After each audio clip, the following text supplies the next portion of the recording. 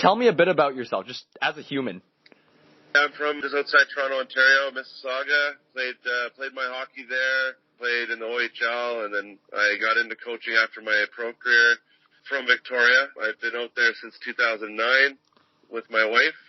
We have 2 kids, 8 and 5, and the boy is 8 years old. He's into hockey now, and my 5-year-olds, they've been there all winter. Well, I've been in Merritt coaching here, and I've been coaching the BCHL now since 2018 with Cowichan Capitals, and now here in Merritt for the 1 year. And unfortunately, I came in here with a 2-year plan, and things suddenly changed as the year progressed and got worse and worse, and there's not much more we could have done.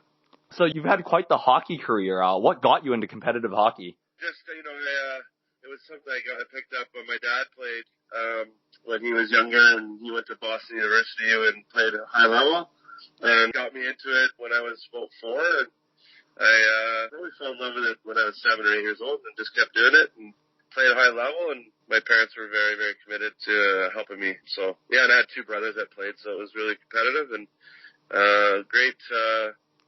It's great the people you meet along the way. That's the main thing with hockey. It's the friendships you build and the people that you connect with later on in life. And certainly that's what we did here in Merritt. So it runs in the blood then, I see. How did you get involved with the Centennials in particular?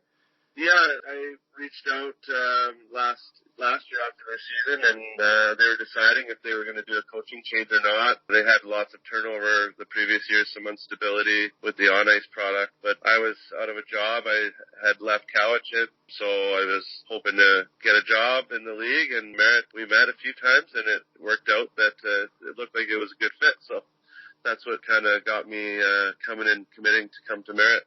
And how would you describe the sense that you coached, both in terms of like as hockey players, but also just as people? Yes, good question. Just great character kids that came from all over North America. We had kids from Boston, Pittsburgh, Florida, and, a lot of Ontario kids, 1 kid from Quebec, a couple Europeans. Just a great mesh of kids. And when I recruited the team last summer, I was looking for guys that were big in size, that could play in our rink, and that had won some championships in their past. So they kind of knew that winning obviously was important to them. And that's kind of important to how we built the team. Was we wanted to go older, and we wanted to go bigger. And this year, character was one of the top things we looked for, and skill was second. How would you describe the Sens play style under your leadership? I thought we were an aggressive team. We had the one line with Michael Felsing and Jackson Murray and Luke Full that were really offensive. A lot of production from that line. And then I would describe the rest of us as just gritty, hardworking, feisty, aggressive style.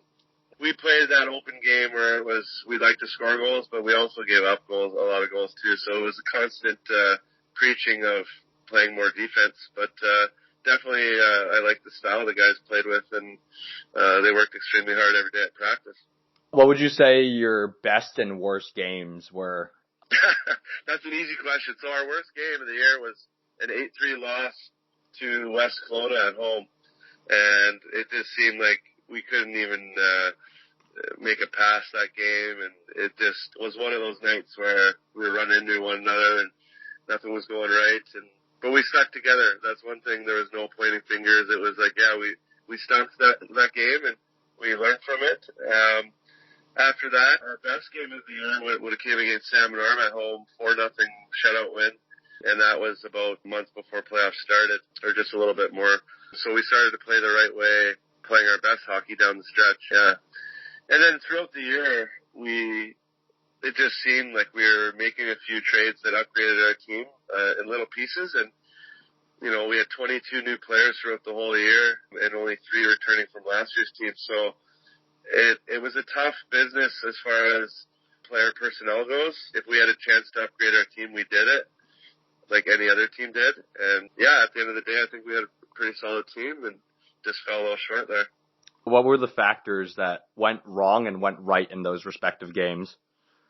So we had a lot of injury problems throughout the year. It gave guys opportunity. We had a 26-man roster. You're only allowed to dress 21 per game. So when we got fully healthy, one of the biggest challenges was you're sitting out 5 players healthy scratched. And we didn't have many superstars, so a lot of the players were very similar. So trying to explain to those players why they were sitting out, and just be patient was very difficult on the players and myself as well, to do that. But, and then just go on to your question, that some of the things that were hard were, for a while our power play was really, really good, and then our power play would kind of go a little bit quiet, but our penalty kill all year long was in the top 7 in the league. I think we finished 5th or 6th in the league in penalty kill, so that's something we really took a lot of pride in. What's your favorite memory from your time with the Sens? Just because we had a lot of new players at the start of the year, we had a lot of road trips at the start of the year in October. We went to Seattle, Penticton, Langley, Cranbrook, Trail, Prince George, all in 1 month, weekend after weekend. So we were on the road the whole month, so the team really bonded. We had 2 games in Cranbrook early in the year, and we won both of those games. The second game we won in overtime, and that was just a good team bonding kind of a month, I should say. And we went to the Seattle Showcase with all the schools there, NCAA, and a lot of NHL scouts there too. And we played our best games of the year. As I said earlier, the 4-0 shutout win was probably our most satisfying win at home in front of our fans. That's what I remember. But we beat Victoria 6-2 at the Seattle Showcase, and that was with the whole league there. And kind of a statement from our side was that we're not an easy team to play against this year. How do you feel about the Sens transition into the KIJHL? Yeah, it's really emotional. It's hard to describe. I'm happy that the people of Merritt and the hockey fans of Merritt, great people in the community, get to have a hockey team still. That's important. You still get to play against rivalries throughout BC. And it's just going to be a whole new team. It's not one player is going to be back from this team, and myself included. So it's just really last dance was what we used for playoffs, was our last dance in the BCHL, and we really united, we came together before that. When that got announced 1 week before playoffs, that was really tough. And we kind of bonded together and said we're going to go out together fighting to the end. But it was tough to keep everyone on the tracks the last 3 weeks. Oh no, it was so beautiful watching that, like that last stand sort of.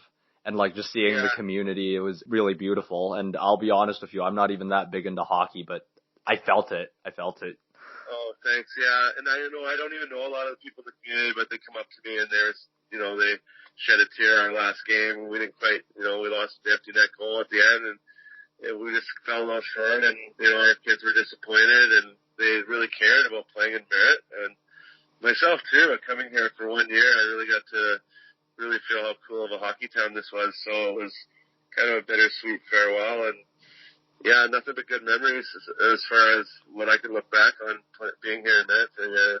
Was we were building something, and that's the most unfortunate part for me. Was it wasn't only that we were just leaving; it was like we had a pretty solid team, and it would have been even better next year.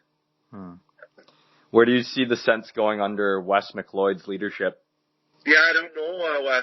He's a lot younger than I am, so he's an up-and-coming coach, and he's going to be probably really hungry to build the team back up. It's a lot of work. I mean, I did that last summer with this team, and then to do it all over again, I mean, he's probably ready to go at it. So I think they'll be in good hands, and the ownership group that's come in, they're very dedicated to making it a success, and I wish them nothing but the best. And what's the next move for you? Yeah, I'm out there throwing my resume around right now. I'm doing some phone calls with a few teams, and some teams are still playing. And I want to be in the BCHL, and I've had a few calls from Alberta, but my family's in Victoria. I'd love to kind of be closer to home, and Merritt was as far as I was willing to go. But you never know if the right call comes, and maybe the family moves with me or whatnot. But yeah, the hockey business is a funny business, and it's getting crazier and crazier as each year goes by. And, I think I just need to be close to my family because the 2 young kids, and hockey will be there. I'm sure maybe take a break for a bit, but hopefully get an opportunity somewhere in the league because I really felt I proved myself this year in the league. And I think anyone that played against us said we were hard to play against. And I feel I have a lot to bring to the rink. Going back to the comment you made earlier about hockey being a crazy business, why would you say that? What could you elaborate on that a bit? Yeah, absolutely. Like, I came in here firmly believing we had, solid ownership as far as the investors go, and that I was committed to 3 years, and they were committed to 3 years. So when that started to suddenly go sideways, I didn't fully understand, and I probably still don't have the full story on how it all went down, but it was just disappointing because, I wasn't coming in here for 1 year, and I firmly believed that we were going to have a team next year and the year after, and we would have been building with the league, and just unfortunately it didn't happen, and when it fell apart very, very fast, and it was tough because, then the players start hearing rumors, and, that we're moving, or, I think the plan was to move us to Quesnel, and when that didn't happen, it was either stay in the league or go to the KI. And what's the next move for the players? Obviously, there's a lot of them, but... Yeah, that's a tough one. Right now, the league's still deciding. They're going to be contacting every player. I think they have two options. One option would be they're free agents, and they'll be able to go get picked up by any team that they like. Or the other option, what I'm hearing, is possibly they're going to do a dispersal draft, where the lowest ranked team will get to choose a player and go downwards, like a traditional expansion draft kind of thing. And so we're coming towards the end here. Just, the Sents were in the BCHL for 51 years. That's the longest franchise in the BCHL, if not maybe even the province. What message do you have for Merrittonians and the fans?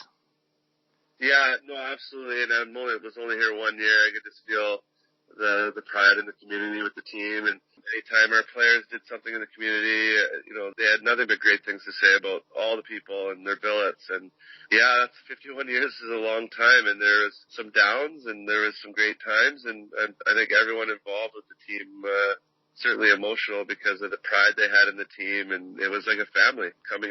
All these kids are far away from home, myself included, away from family, so we relied on the people in the community to make us feel welcome, and they certainly did.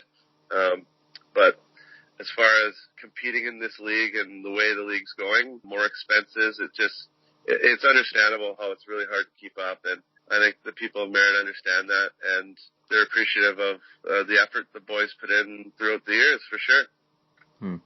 And I always like to end every single one of my interviews with this type of question. What is a fun fact about the Merritt Centennials? Any fun fact? Wow, that's a real fun fact about, I don't know enough about the previous, but fun fact. Wow, you got me. Man, I think I really I will say this, I really loved our jerseys, our logo, and it was just classy, and I think it's the best jersey in the league as far as I'm concerned. Oh, definitely. Very timeless. Very, very timeless. Yeah. Very clean, New Jersey Devils looking. But, I don't have any facts really, honestly, other than we had the old, cowbell in the dressing room that we rang before going out to the rink every day. And that represented, Pozobon. Did you hear about that player? He ended his life, he was a bull rider, and he ended his life with mental health, and obviously we had a game that supported that, but none of the players knew what ringing that bell meant when we went onto the ice, and it was to let, the bull riders know that, we had them. We had their backs. So. That's beautiful. I didn't even know that. And if even the players didn't know that, wow, that's. I didn't either, and none of the players knew it, but I knew, from our mascot, actually, the clown, Jason, I forget his last name, Lanters, something like that. And he told me that, and I thought that was pretty cool, that, it was a tribute to the late, Centennial, who ended his life,